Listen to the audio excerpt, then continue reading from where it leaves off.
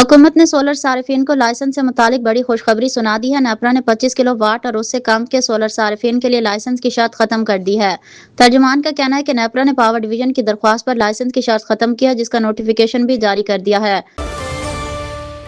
मुत्तहिदा अरब अमारात यूएई ने पेट्रोलियम बरामद करने वाले ममालिक की तंजीम और ओपेक प्लस से अलहदगी का ऐलान कर दिया के मुताबिक यूएई का ओपेक प्लस से अलहदगी का फैसला 1 मई 2026 से नाफिजुल अमल होगा। सऊदी अरब, ईरान, इराक और कुवैत ओपेक के अहम रुकन ममालिक हैं, जबकि रूस और दीगर ममालिक भी उसमें शामिल हैं।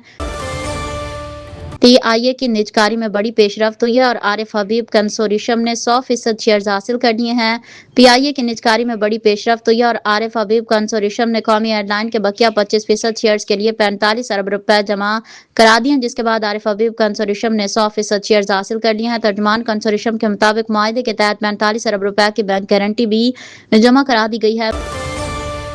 बरतानिया के किंग चार्ल्स ने कहा है कि बरतानिया और अमेरिका का रिश्ता अनमोल है और अब भी है, जो हमेशा कायम रहेगा। अमेरिकी कांग्रेस से खिताब करते हुए उनका कहना था कि बरतानिया और अमेरिका के बतौर कौम तकदीर आपस में जुड़ी हुई है। व्हाइट हाउस प्रेस डिनर हमले की मजम्मत करते हुए बरतानवी किंग चार्ल्स सोम ने कहा कि तशद्दुद का ये अमल कभी कामयाब नहीं होगा। जमहूरी ममालिक अपने लोगों के तहफ़्फ़ुज़ के लिए मुत्तहिद रहेंगे।